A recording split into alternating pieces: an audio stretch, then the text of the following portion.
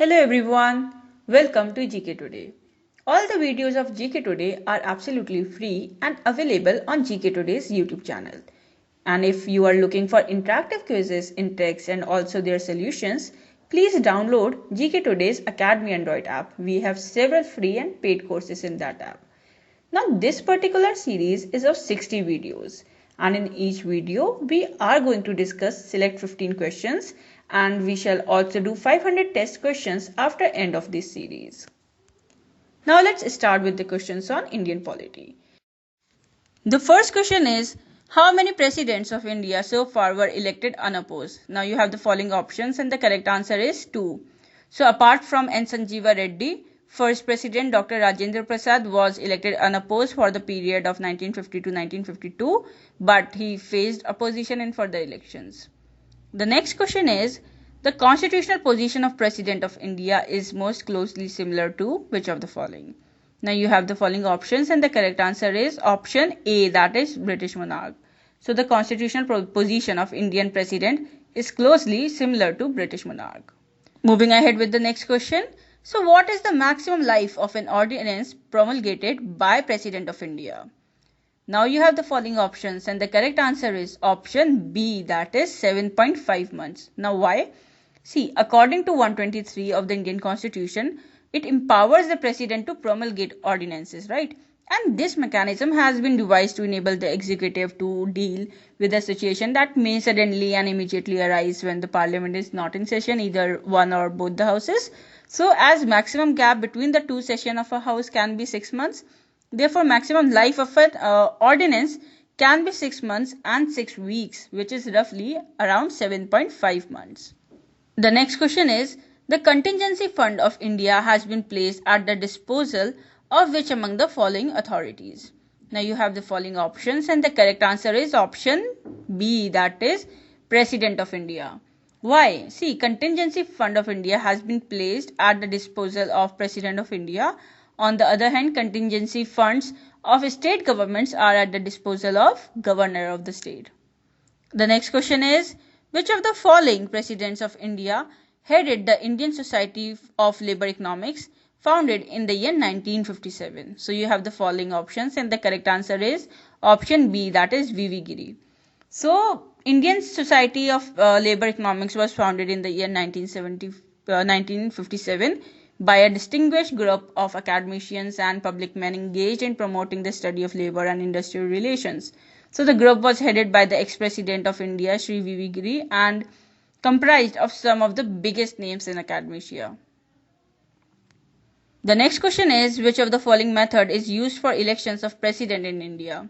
Now you have the following options and the correct answer is option B, that is single transferable vote system. The presidential system in India is held in accordance with the system of proportional representation by means of the single transferable vote. Now voting is held by a secret ballot and this system ensures that successful candidate wins by the absolute majority of votes.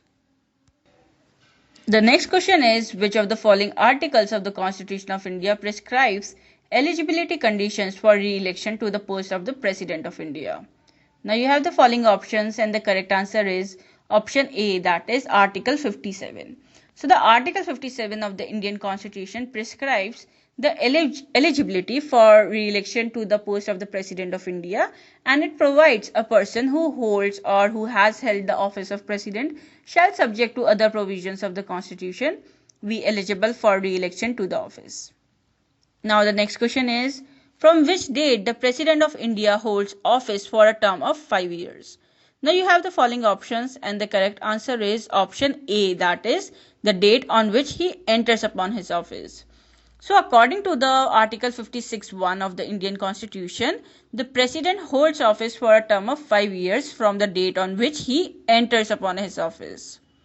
Now the next question is, who has the power to remove the President of India? Now you have the following options and the correct answer is option A, that is the Parliament.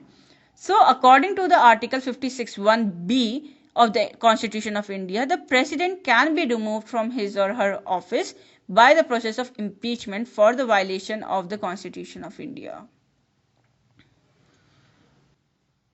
Now the next question is, where can be the impeachment charges initiated against the President of India? Now you have the following options and the correct answer is option D, that is either of the House of the Parliament.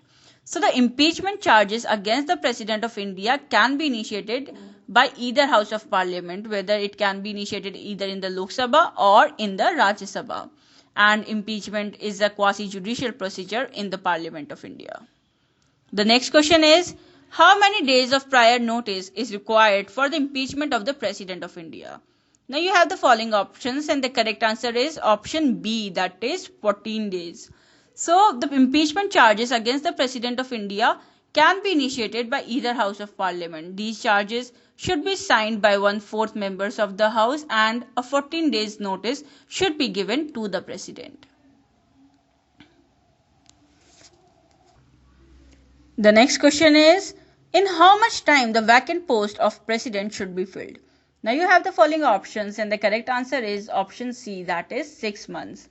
So according to the Article 62(2) of the Constitution of India, the vacant post of the President should be filled within 6 months from the date of occurrence of the vacancy because of his death, resignation or removal.